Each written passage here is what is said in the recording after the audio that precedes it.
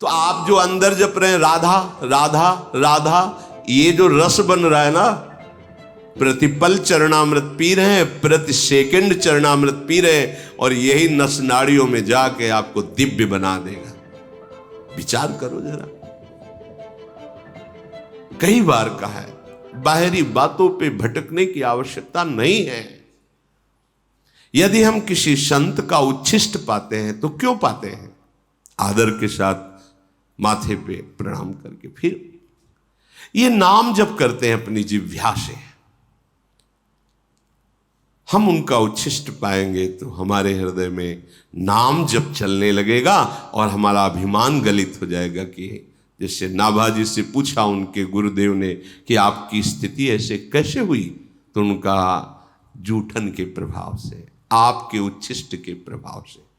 तो गुरुदेव का उच्छिष्ट राधा, ये उनका प्राण जीवन धन है।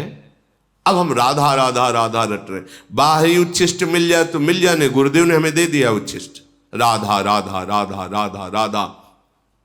ये जो रस गया अंदर, मानो हमारी बात, ये सारे विकारों को विध्वंस कर देगा। चरणामृत नामामृत जो अंदर, राधा नाम सुधा रसम, अमृत रस है। मृत भोगते भोगते मर जाओगे। अमृत शरीर छूटेगा पर आप उसके प्रभाव से प्रभावित नहीं होंगे। सही ढंग से भजन करोगे तो पहले ही शरीर छोड़ दोगे। शरीर रहते हुए भी आपको शरीर से संबंध नहीं रह जाएगा, तभी तो भावदेह की प्राप्ति होती है। दिव्य भावदेह में शरीर से कोई संबंध नहीं, जैसे सांप का अपनी केचुल से कोई संबंध नहीं है। बड़ी दिव्यता है। आगे बढ़ो। जहां अपने लोग लड़खड़ा रहे, स्थिति ठीक नहीं है, महाआनंद है, महासुख विराजमान है।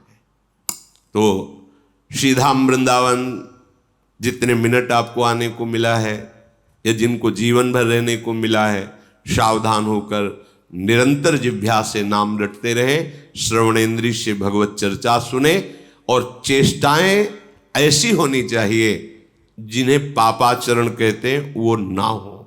यहां पापाचरण अगर हमसे हुए तो हम कहां पावन करेंगे? जगत में पापाचरण बना तो तीर्थों में पावन करने का, तीर्थों में बन जाए तो तीर्थराज प्रयाग है, प्रयाग आदि में बन जाए तो फिर पुरी है भगवान की। अगर वो पुरी में अपराध बन जाए तो परम पावन धाम है, और धाम में अपराध बन गया तो वज्र का लेप हो गया। बहुत सावधानी से हम एक एक क्षण नाम रटते हुए व्यतीत करेंगे तो अवसर ही नहीं पापाचरण का। जब खाली हृदय होता है तभी तो गंदे संकल्प, गंदे विचार फेंकता है और हम उनमें आकर्षित होकर क्रियान्वित हो जाते हैं। सावधान चलते हैं। भगवान श्री राम के पावन यश का श्रवण करते हैं, जो हमारे कलिमल का नाश करने वाला, मायामल का नाश करने वाला है। विशाल बट वृक्ष के नीचे कामदगिरी के समीप विशाल वेदी बनी हुई है। बड़े बड़े ब्रह्म ऋषि भगवान वशिष्ठ जी, विश्वामित्र जी आदि, और मिथिलाधिपति ज्ञान शिरोमणि विदेहराज जनक जी, नीचे सब अयोध्यावासी, और भगवान श्री राम, लखन, भरत, शत्रुघ्न, पूरा समाज बैठा हुआ है। प्रभु ने पहले ही कहा था कि अब आप सब 4 दिन जनक जी को भी आए हुए होंगे और कई दिन अयोध्यावासियों को आप पधारे। यद्यपि संकोच वश ऐसा नहीं कहना चाहिए, पर यहाँ वन है, सबको कष्ट मिल रहा होगा, और आप प्राण प्राण के जीव सुख के सुख राम, तुम तजितात सुहात गृह तिन्हीं विधाता बाम। अब हमें पता चल गया आप प्राणों के प्राण हो, जीवों के जीवन हो, आत्मा की आत्मा हो, सुख के सुख हो। भला प्रभु आपको छोड़कर लौट जाने में किसको सुख होगा? ऐसा लगता है विधाता बाम हो गया है। प्रार्थना हुई, कुछ निर्णय निकलना चाहिए, आधार मिलना चाहिए। आपसे कोई विमुख होकर कैसे जी सकता है? सारी सभा की दृष्टि विदेहराज जनक पर टिकी हुई है। ज्ञान निधान सुजान सुचि धर्म धीर नरपाल, तुम बिनु असमंजस समन को समरथ यही काल। भगवान वशिष्ठ जी ने कहा, विदेहराज जनक जी, आप तो ज्ञान के भंडार हैं, परम सुजान है, परम पवित्र हृदय आपका है, धर्म की धुरी को धारण करने वाले हैं। अब आप ही असमंजस को मिटा सकते हैं। कैसे जिए हम अयोध्यावासी, राम वन में है, आप ही बताइए क्या ठीक निर्णय रहेगा। मुनि वशिष्ठ जी के वचन सुन करके जनक जी प्रेम मगन हो गए और कहा, जो स्वयं ज्ञान के समुद्र है उनके श्रीमुख से ऐसा वचन निकलना कोई आश्चर्य की बात नहीं है। पर प्रभु महाराज ने तो वनवास दिया श्री राम को और अपने प्राण त्याग दिए, और अब हम ये बड़ाई ले कि देखो हम ज्ञानी, हमको तो कोई मोह है नहीं, इसलिए राम वनवास में रहे। यही चाहते हो ना कि हम बोले, ये हम बड़ाई और ले। महाराज ने वनवास देकर तो प्राण त्याग दिए, ये महामहिमा। और हम कि भाई हम तो ज्ञानी हैं, हमें कोई मोह तो है नहीं, तो राम जी वन में रहे। यही सुनना चाहते हो क्या? मेरा हृदय कितना कठोर है कि महाराज की तरह ये प्रभु की विरह की बात सुनकर इस शरीर को क्यों नहीं छोड़ देता। जनक जी महाराज कह रहे, बड़े बड़े ऋषि मुनि ये देखकर आश्चर्यचकित हो रहे कि ज्ञान शिरोमणि जनक जी। बोले आश्चर्य की बात नहीं, ये भगवान के प्रेम की बात है। बड़े बड़े ज्ञानी जन भी प्रेम विवश हो जाते हैं। सनकादि को केवल भगवान के श्री चरणों की चढ़ी हुई तुलसी की गंध ने इतना व्याकुल कर दिया कि रोक देने पर असह्य नहीं हो गया। हमारे प्रभु शब्द स्पर्श रूप रस गंध के विजेता ज्ञानियों के भी चित्त में बलात् प्रेम आकर्षण कर दे, ऐसा प्रेम है। भरत जी खड़े हुए, सबको प्रणाम किया। जनक जी ने कहा, तात सुनो भरत, तुम जानते हो प्रभु श्री राम का स्वभाव, ये सत्यव्रत हैं, धर्मपरायण हैं और सबके प्रति कृपा और स्नेह से भरे रहते हैं। इनको बहुत संकोच हो रहा है। हमारी राय है कि अगर तुम निर्णय कर दो तो बहुत अच्छा रहेगा।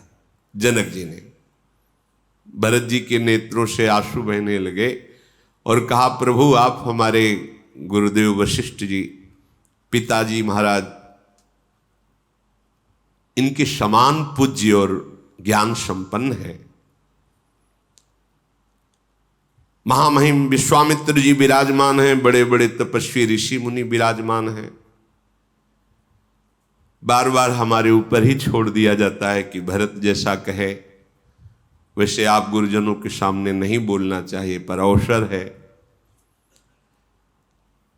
बहुत विचार करके आप सबके चरणों के प्रताप से ये निश्चय हो पाया है, आगम निगम प्रसिद्ध पुराना,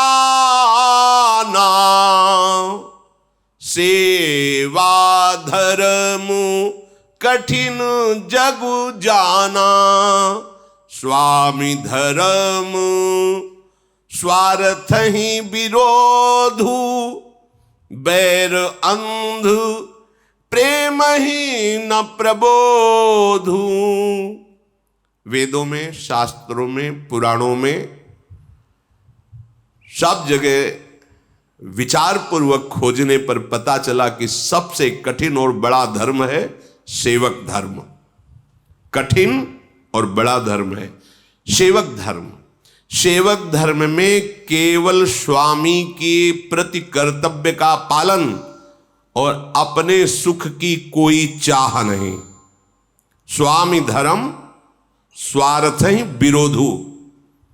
अपने सुख की कहीं कोई चाह नहीं, केवल स्वामी को कैसे सुख पहुंचे, ये सेवक धर्म है। जैसे जब वैर प्रकट हो जाता है तो फिर वह अंधा हो जाता है, उसे दिखाई नहीं देता। ऐसे ही जब प्रेम प्रकट हो जाता है तो स्वार्थ धूल दूषित हो जाता है। वो केवल अपने प्रीतम को सुख पहुंचाना चाहता है, जिसमें प्रीतम सुखी रहे।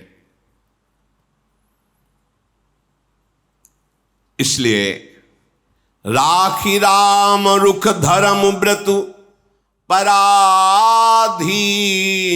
मोहि जानी।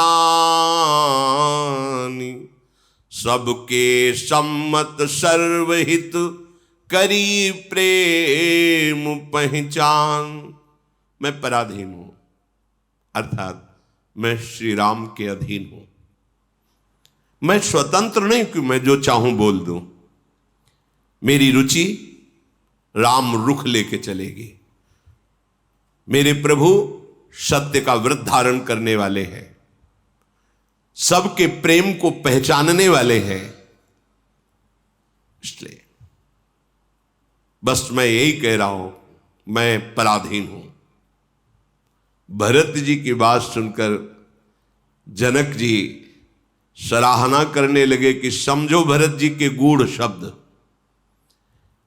सुगम और अगम, थोड़े शब्द हैं पर सुगम और अगम, सुंदर, कोमल और कठोर। बड़े बड़े ज्ञानी जन बैठे, विचार कीजिए भरत जी की बात को। दर्पण हाथ में है पर नेत्रहीन को मुख नहीं दिखाई देगा। ऐसे ही ज्ञान के बिना, ज्ञान नेत्र है, भरत जी की बात समझ में नहीं आएगी। कह रहे बहुत ही सुकोमल और बहुत ही कठोर, बहुत ही सुगम और बहुत ही अगम है। ज्ञानी राज जनक जी मगन हो गए भरत जी की बात सुनकर। देवताओं ने जब देखा कि महिमा भरत जी की प्रकाशित हो रही है, बात भरत जी के ऊपर आ रही है, भरत जी तो ऐसा कह रहे, तो सराहना तो भरत जी की बनती, पर सरस्वती जी से कहा कि आप संभालो, बीच में आप कूदो, अयोध्या वासियों का उच्चाटन करो, मिथिला वासियों का उच्चाटन करो। यहां सबको रुचि नहीं रहनी चाहिए, नहीं हमारी बनाई बात बिगड़ जाएगी। आप कोई माया रचो। सरस्वती जी ने कहा मूर्ख हो क्या तुम? भरत जी की मति में हमारी कोई शक्ति काम करेगी? अरे ब्रह्मा विष्णु महेश की माया इतनी प्रबल है, वो भी भरत जी की बुद्धि को छू नहीं सकती, फिर हमारी क्या छू सकती है? तुम बड़े भोले हो देवताओं, स्वार्थ के वशीभूत होकर तुम जानते नहीं हो, कहीं चांद की चांदनी किरण प्रचंड सूर्य को अपने प्रभाव से दबा सकती है क्या? मैं एक किरण हूं। भरत की बुद्धि प्रचंड भास्कर है, भगवत प्रेम से युक्त, उनको मैं बदल सकती हूं क्या? जिसकी बुद्धि के निश्चय में प्रभु विराजमान है, उसकी बुद्धि अटल होती है, उसे कोई नहीं बदल सकता। जहां सूर्य का प्रकाश है वहां अंधेरा नहीं रह सकता। सरस्वती जी ने कहा देवताओं तुम्हारी बुद्धि स्वार्थ के अधीन, इसलिए तुम ऐसी विनय बार बार कर रहे हो। देवताओं को फिर भी संतोष नहीं हुआ। तुरंत उन्होंने षड्यंत्र रचा, भय, भ्रम, उच्चाटन, अप्रीति, इसका प्रयोग कर दिया पूरी सभा के ऊपर। समस्त देवता पूरी सभा के ऊपर भय, भ्रम, अप्रीति, उच्चाटन। सोचो, जब तुम भगवत प्राप्ति के लिए चलते हो तो ये चार शब्दों को नापना। भय, एक अजीब सी घबराहट, भ्रम, पता नहीं भगवान है कि नहीं, मिलेंगे कि नहीं मिलेंगे, क्या ऐसे ही जलता रहना पड़ेगा। अप्रीति, आराध्य देव के प्रति कोई भी प्रेम नहीं बन रहा। उच्चाटन, ये दैवी माया, ये जब प्राकृतिक माया से निकलना चाहता है तो दैवी माया प्रकोप। साधक जन जब प्रश्न करते हैं तो पता चलता है, और अपनी छाती को भी तो देखा है, हृदय को भी तो देखा है। ये कुचाल कर दिया देवराज इंद्र ने। जनक जी, वशिष्ठ जी, विश्वामित्र जी और भरत जी, इन बड़े बड़े महापुरुषों के ऊपर उसका कोई प्रभाव नहीं, और सब प्रभावित हो रहे हैं। सारी समाज में कभी अयोध्या अच्छी लगती है, कभी चला जाए यहां से, कभी एक भयावह कि प्रभु से बिलक कैसे रह पाए। विविध भाव, एक रस जो जहां राम प्रेम विराजमान था, देखो वहां प्रकट कर, ये बहुत प्रचंड है। इसलिए करो सदा तिनके रखवारी, जिम बालक राखे मातारी, तभी परमार्थ सिद्ध होता है। नहीं तो गिरने में देर नहीं लगती। साधन बल काम नहीं करता, मेरे बल सी वृंदावन रानी। सबकी तरफ देखा इन महापुरुषों ने और कहा कि हे तात राम, अब तुम निर्णय कर दो। अब तुम जिसको जो आज्ञा करोगे वही बात स्वीकार हो जाएगी। रघुनाथ जी बहुत ही सरल सत्य कोमल वाणी में बोले, मिथिलाधिपति महाराज के विराजमान होते हुए जो बोलना भी होगा वो अच्छा नहीं लगेगा। आपकी और गुरुदेव की आज्ञा है तो मैं शपथ पूर्वक कहता हूं, जो आप लोग निश्चय करें भरत जी की सहमति के अनुसार, मैं वही स्वीकार कर लूं। मुझे अच्छा नहीं लगता कि मैं अपनी तरफ से कुछ बोलूं। फिर सारी सभा भरत जी की तरफ। भरत जी बड़े संकोच में हो गए कि बार बार घूम के बात मेरे ही ऊपर आ जाती है। बड़ा भारी धैर्य समझकर अपने प्रेम को संभाला। भरत जी प्रणाम करके, हाथ जोड़ करके विनय पूर्वक का क्षमा कीजिए, जब बात हमारे ही ऊपर आ जाती है तो आप गुरुजन हैं, वशिष्ठ जी, जनक जी, सब माता पिता सुहृद मित्र गुरु स्वामी पूज्य परम हितैषी अंतर्यामी सब यहां विराजमान है सब। और मैं शरणागत हूं। शरणागत का हित करना आप सबका स्वभाव है, आदर करना, अवगुणों को ढक लेना, ये आपका स्वभाव है। आप जैसे स्वामी और मेरे जैसा द्रोह करने वाला सेवक पर आप बार बार हमारे ऊपर ही निर्णय छोड़ देते हैं। तो हमने देखा है त्रिभुवन में कोई ऐसा नहीं है जो ईश्वर की आज्ञा को मेट सके, और हमारे ईश्वरों के भी ईश्वर भगवान श्री राम हैं। ये ऐसे स्वभाव के हैं कि ढिठाई को भी सेवा मान लेते हैं। नाथ, यद्यपि मैं दूषण युक्त हूं पर आपको सब भूषण दिखाई दे रहा है। आपकी स्वभाव, आपकी रीति, हमने तो देखा है कि एक बार जो आपको प्रणाम कर ले, आप जीवन भर उसका निर्वाह करते हैं। सकृत प्रणाम किए अपनाए, एक बार प्रणाम कर ले तो जीवन भर। एक बार प्रणाम किया था इसने, इसलिए इसकी रक्षा करनी चाहिए। ऐसे तो आप हमारे स्वामी हैं। मैं भुजा उठाकर प्रण रोप कर कहता हूं कि स्वामी की इच्छा के सिवा मेरी अब कोई इच्छा नहीं रह गई। भरत जी ने कहा कोई इच्छा नहीं है हमारी, जो हमारे स्वामी की इच्छा। हमारे स्वामी को स्वभाव अपने सेवक की बिगड़ी हुई बात को संभाल देना। कृपालु, कौन आपकी महिमा का वर्णन पूर्ण रूप से कर सकता है। आपके चरण कमलों की रज को साक्षी बना करके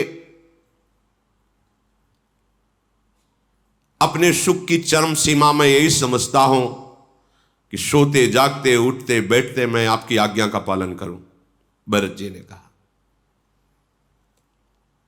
कोई स्वार्थ, कोई कपट, अर्थ धर्म काम मोक्ष या इनकी किसी की आकांक्षा मेरी कोई नहीं। बस अब हमारे हृदय में रह गई मेरे स्वामी प्रभु श्री राम जो आज्ञा करे मैं मन वचन कर्म से उसी का पालन करूं।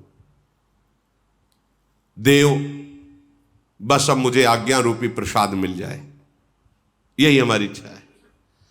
अगर हमारे ऊपर बार बार बात डाल दी जाती तो बस एक ही अब इच्छा रहेगी, मेरे स्वामी श्री राम मुझे आज्ञा रूपी प्रसाद दे और मैं मन वचन कर्म से आजीवन उनकी आज्ञा में रहूं। बस अब वो जो आज्ञा दे दे।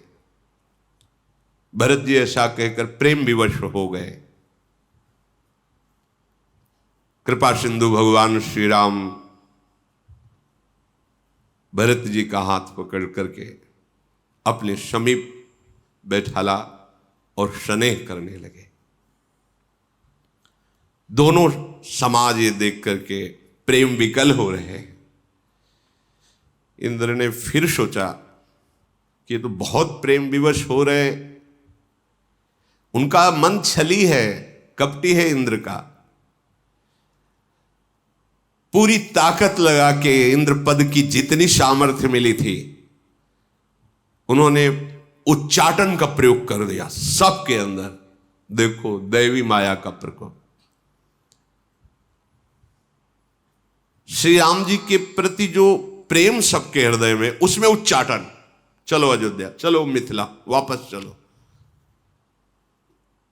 बचना, ये देवता लोग ये नहीं कि वहीं करते हो। जब साधक भगवत प्राप्ति के नजदीक पहुंचना चाहता है तो ये पैदा कर देते हैं उच्चाटन। साधन को हरिभजन है, कै सत्संग सहाय। इस यात्रा में सहायक है सत्संग। ऐसी माया का प्रयोग किया देवराज इंद्र ने, सबका मन चंचल हो गया, सबके मन में उच्चाटन हो गई। कभी वन अच्छा लगता, कभी घर अच्छा लगता। ऐसी दुविधामयी स्थिति हुई कि जैसे दो नदियों का संगम हो रहा हो तो जल उछलता है, ऐसे मन की दशा। एक अशांति, सामने प्रभु विराजमान है, एक ये दैवी माया, क्योंकि उन्हीं की शक्ति से वो संपन्न है।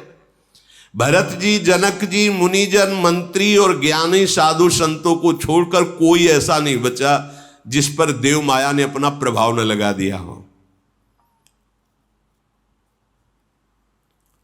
धर्म धुरंधर, धीर, नीति में चतुर, सुख समुद्र श्री रघुनाथ जी ने देखा तो हंस पड़े कि देवताओं तुम्हें अब भी तसल्ली लगी। सारी की सारी सेवा तुम तुम्हारे लिए ही कर रहे, फिर भी हमारे सब अयोध्यावासी सब जनों को प्रभु ने ये दशा देख करके विचार पूर्वक, परिणाम में सबका मंगल हो। हे तात, कर्म से, वचन से, मन से निर्मल तुम्हारे सामान केवल तुम ही हो। गुरुजनों की सभा में हे छोटे भाई भरत, तुम्हारा यश गान करना ठीक नहीं रहेगा, पर गुरु प्रसाद से माता पिता गुरु स्वामी की आज्ञा का पालन करना सबसे बड़ा धर्म होता है। तात, अब मेरी बात पर ध्यान दो। तुमको सिर्फ वही करना है जिससे पिता की आज्ञा का पालन हो। पिताजी ने हमें आज्ञा करी है 14 वर्ष का वनवास। चाहे प्रजा को कितना भी दुख पहुंचे, हम समझ रहे हैं, पर हम पिता की आज्ञा का पालन करने के लिए तत्पर हैं। हे भाई, मैं जानता हूं कि तुम बहुत प्रेम करते हो, पर तुम्हें सहयोग करना होगा मेरी इस बात पर। 14 वर्ष तक तुम्हें भारी दुख सह करके भी हमारे पिता की आज्ञा पालन में सहयोग करना होगा। अर्थात हमारा वन निश्चित है और तुम्हें अयोध्यापुरी में मेरे लिए कष्ट सहते हुए राज्य का पालन करना होगा। तुम कोमल हो, बहुत द्रवित हृदय के हो, तुम्हारे लिए कठोर आज्ञा है क्योंकि वियोग होगा इसमें, पर तात समय ही ऐसा है। इस कुअवसर में अपने ही सहायक होते हैं। तुम मेरी सहायता करो। वज्र के आघात को भी हाथ से ही रोका जाता है, भले कट जाए। इसलिए तो हमारी इस आज्ञा का पालन करो। मैं 14 वर्ष वनवास में रहूंगा और महाराज के द्वारा पालित प्रजा का पालन तुम्हें करना होगा।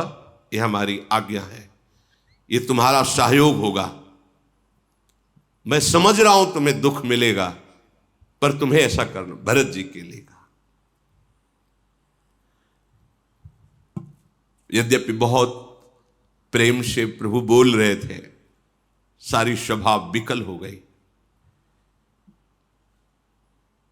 भरत जी ने हाथ जोड़कर प्रसन्न मुद्रा में कहा, स्वामी अनुकूल है, मेरा विषाद मिट गया, मैं वही करूंगा जो आपकी आज्ञा है। ये बहुत बड़ी बात है। सब बात आकर के स्वामी की रुचि में और स्वामी की आज्ञा। अब भरत जी एक भी शब्द नहीं बोले कि राज तिलक लाए हैं, ऐसा बिल्कुल शांत, ऐसा ही चाहिए। उत्तम सेवक वही है जो स्वामी की रुचि को परख ले और उसी के अनुसार, भले कष्ट हो लेकिन उसी के अनुसार चले, तो वो महासुख में पहुंच जाएगा। अपनी रुचि मनवाना स्वामी से सेवक का लक्षण नहीं होता। स्वामी की रुचि के अनुसार चलना है सेवक का लक्षण होता है। कीन सप्रेम प्रणाम बहोरी, बोले पानी पंकरुह जोरी, नाथ भयउ सुख साथ गए को, लहु लाहु जग जनम भये को। अब कृपाल जस आयसु होई, करो शीस धरी सादर सोई। सो अवलंब देव मोहि देई, अवधि पार पावऊं जैसे। हे स्वामी, भरत जी ने हाथ जोड़कर कहा, आज मैं आपके साथ जाने का सुख प्राप्त कर लिया, क्योंकि आपने आज्ञा स्पष्ट कर दी। मेरे जन्म लेने का लाभ मिल गया कि स्वामी की आज्ञा का पालन करने का अवसर मिला। कृपालु, आपकी एक एक अक्षर आज्ञा का पालन करूं, पर मुझे जीने का सहारा मिल जाए। अगर जीने का सहारा मिल जाए कोई, तो प्रभु जो भी आज्ञा की अक्षर अक्षर पालन करूंगा। जीने का सहारा भगवान ने जानते हो क्या दिया? चरण पादुका, जो राज्याभिषेक के समय सब सामान लाई गई थी, क्योंकि भगवान पादुका पहनकर वनवास में नहीं, कई जगह आया है नंगे पैर विचरण की। तो ये पादुका राज, जब अगर राज तिलक होगा तो सब सामान आया था ना, उन्हीं में से पादुका प्रसादी करके भरत जी के देने के लिए, कि जीवन का तुम्हारे आधार ये पादुका।